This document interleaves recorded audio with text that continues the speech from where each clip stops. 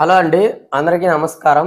నేను మీ Veerabrahmam, consultant pharmacist B pharmacy. Welcome back to our channel pharma and health YouTube channel. సాధారణంగా మనం థంబ్నెయిల్లో పెట్టిన లక్షణాలు ఏవైతే ఉన్నాయో, మొద్దుబారినట్టు ఉండటం, తిమ్మురులుగా ఉండటం, మంటలుగా ఉండటం, ఈ లక్షణాల వెనకమాల కొంతమంది చెప్పే కారణం ఏంటి అని అంటే కార్పల్ ట్యూనల్ సిండ్రోమ్ ఉండటం అంటారు.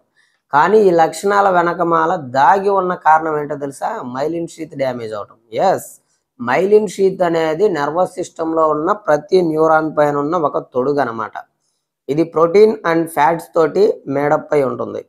ఈ మైలిన్ షీత్ అనేది మనకి బ్రెయిన్ నుంచి వచ్చే ఎలక్ట్రికల్ సిగ్నల్స్ని శరీరంలోని అన్ని భాగాలకు చేరవేస్తూ ఉంటుంది.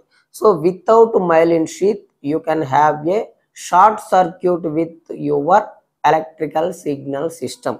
దీనినే పెరిస్థీషియా అని అంటారు, ఆర్ అబ్నార్మల్ సెన్సేషన్ అని కూడా అంటారు.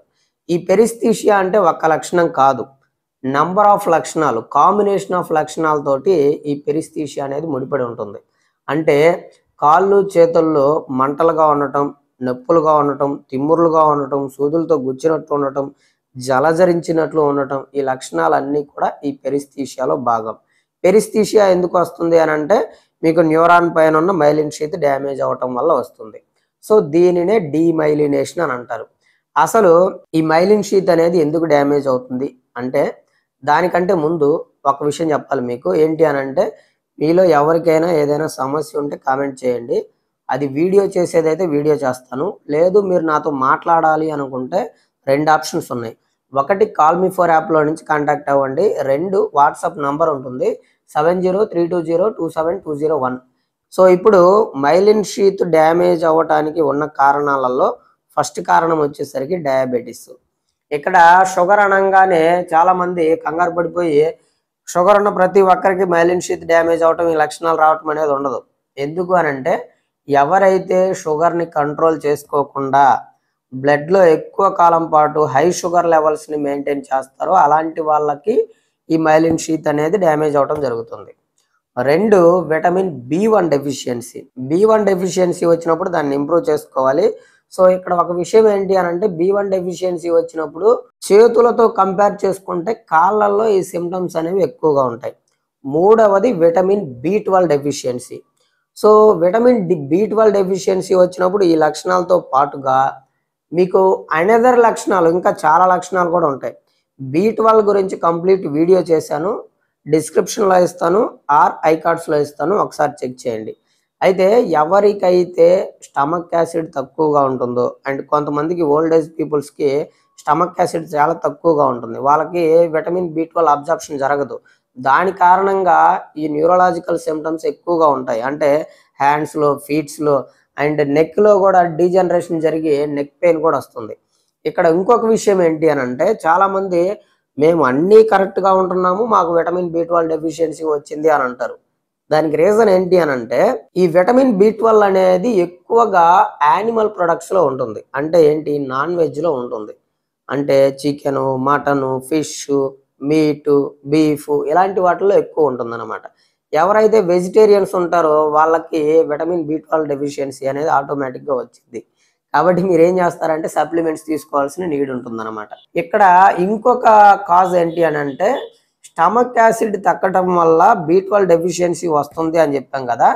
అయితే ఈ స్టమక్ యాసిడ్ తగ్గటం అనేది ఓల్డర్ పీపుల్స్లో ఉంటుంది, యంగర్ పీపుల్స్లో ఉంటుంది. ఈ ప్రాబ్లం ఉన్న వాళ్ళు బిటైన్ HCl యూస్ చేసుకొని దానిని పెంచుకోవటం మూలంగా మీకు విటమిన్ B12 అబ్జార్ప్షన్ జరిగి ఆ డెఫిషియన్సీ నుంచి బయటపడవచ్చు అని చెప్పేసి చాలామంది న్యూట్రిషనల్ నిపుణులు చెప్తున్నారనమాట. అయితే బిటైన్ HCl గురించి కంప్లీట్ క్లియర్ వీడియో చేశాను నేను, ఒకసారి ఐకార్డ్స్లో ఇస్తాను, ఆ డిస్క్రిప్షన్లో ఇస్తాను, ఒకసారి అది చెక్ చేసుకోండి.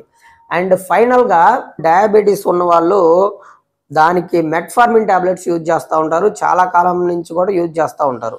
సో మెట్ఫార్మిన్ వల్ల వచ్చే సైడ్ ఎఫెక్ట్ ఏంటి, లాక్టిక్ ఎసిడోసిస్. దీనివల్ల మీకు B1 అండ్ B12 డిలీట్ అయిపోతూ ఉంటాయి మీ బాడీలో. దాని కారణంగా మీకు డెఫిషియన్సీ వస్తుంది అనమాట.